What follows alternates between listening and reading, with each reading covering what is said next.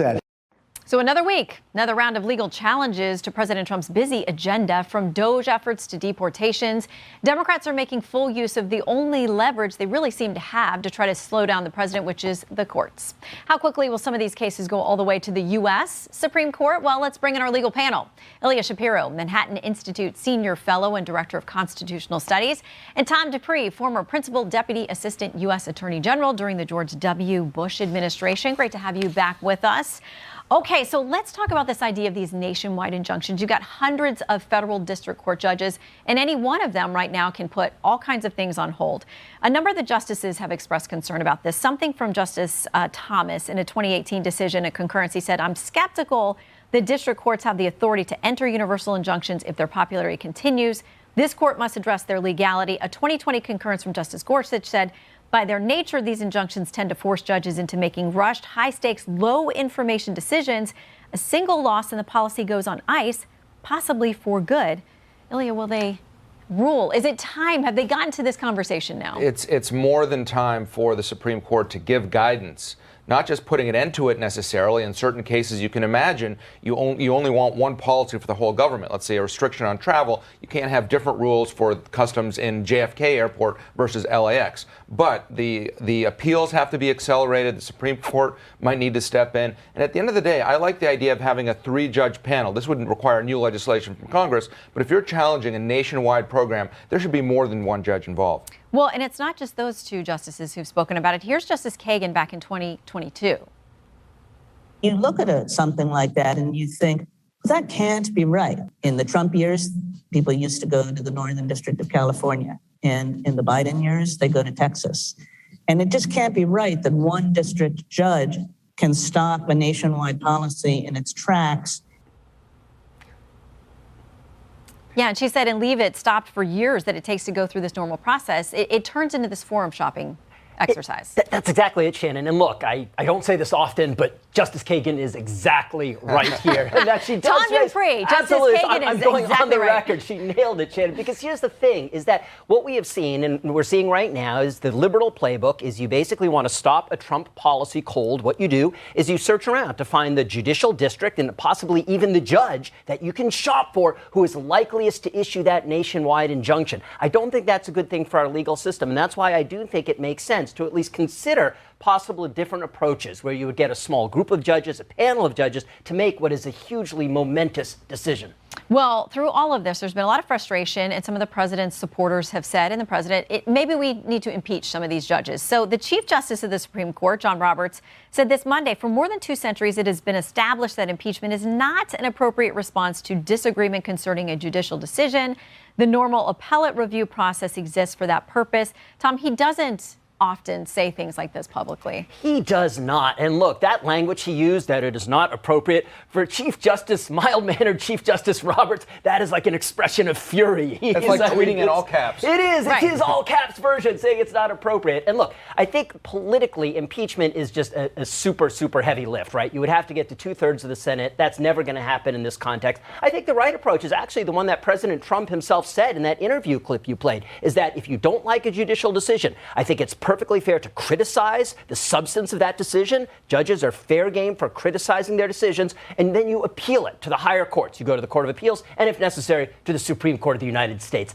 That's the best route, not impeachment. Okay, so Sean Davis, who's the co-founder and CEO of The Federalist, said this on X in responding to Chief Justice Roberts. He said, had Roberts done his job and restrained inferior judges from overstepping their bounds and claiming for themselves authority and power which does not belong to them, he would not find himself in this predicament. What do you make of that, Ilya? I think that's generally right. The Supreme Court needs to rein in some of these temporary restraining orders, TROs, which are, you talk about regular process. TROs aren't supposed to be appealable in the first place. And yet we have TROs issued about spending billions of dollars and things like this. So Roberts had the opportunity a couple of times already. Some of these have gone to the court, and the court has not given further guidance to the lower court judges. So whether you agree with what Roberts said or not, I think in terms of actually affecting the process, I think if he had a firmer rein, then indeed there would be less of this kind of chaos and both sides questioning the legitimacy of the judiciary. Okay, one of the hottest debates has been over the use of the Alien Enemies Act to deport people. Last weekend, there were these plane loads of Venezuelans who left. The administration said these are gang members. It was time for them to go. They went to the Salvadoran prison. But a legal filing for the attorneys for those deported Venezuelans says this: if the president can designate any group as enemy aliens under the act, and that designation is unreviewable, then there's no limit on who can be sent to a Salvadoran prison or any limit on how long they will remain there. Ilya. Well, there are, as we've learned from the Mahmoud Khalil case and other people being arrested for engaging in various protests that violate the immigration rules about who can stay, what qualifies you or disqualifies you for a visa. Same thing for gang members. If you're designated as a group that is against our national interests, the Alien Enemies Act is an old law. It's only been used during wartime, but the law is the law, and it states plainly what's going on. So there's been a lot of skirmishing over whether the plane was already in the air, had it departed our airspace, and what have you. But on the substance, I think the administration is within its powers, certainly with illegal aliens, but even with those on visas, to pull those if there's an administrative determination. Yeah, Judge Boasberg says he's going to get to the bottom of those planes and when they left and hold people accountable. That's still being ironed out. But to this issue of whether or not everybody on that plane was a gang member, because there are family members who've come forward, as they would, to say they've been getting caught up wrongfully in this whole thing. But Wall Street Journal reports this. ICE officials say they vetted each Venezuelan, taking court records, interviews with suspected members, surveillance, and other evidence into account. Quote, ICE did not simply rely on social media posts, photographs of the alien displaying gang hand-related gestures or tattoos alone. That's from an acting immigration official. Where do we go from here, Tom? Well, a few points, Shannon. Number one is I would say, look, there's no question that these people got more due process in the United States than they would have in probably almost any other country in the world. Second point is that I start with the text of the Constitution when you're talking about the president's powers. And when the president is acting under his commander-in-chief authority or his power to direct the United States foreign relations, he is at the peak of his powers. Does that mean that judges have zero role to play? Maybe not. It's possible. You could say judges must review the threshold decision as to whether there's been a predatory incursion and whether he properly invoked his powers, but there's no question that the president has a strong hand to play here. He is acting within very broad authority conferred by Congress under the Alien Enemies Act. Okay, so quickly, we have several rulings that deal with probationary employees or people who have been fired, bringing them back or stopping the firings.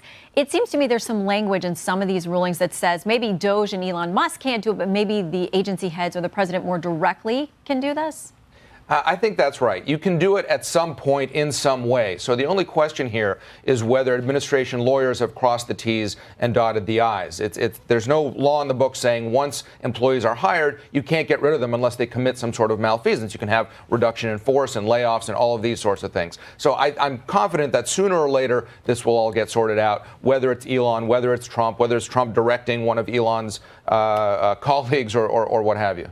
Quick final word, Tom. I think ultimately the president is going to be very successful in reducing the size of the federal government. Whether or not they have to do a do-over as to particular employees that were fired and say the president has to do it, not Elon Musk, maybe. But the president is ultimately going to get where he wants to go with the reduction in force. All right, we may have to keep you two on retainer because there's going to be a lot to discuss. Thank you very much for being in here today. Thank you. Hey everyone, I'm Emily Campagno. Catch me and my co-hosts Harris Faulkner and Kaylee McEnany on Outnumbered every weekday at 12 p.m. Eastern, or set your DVR. Also, don't forget to subscribe to the Fox News YouTube page for daily highlights.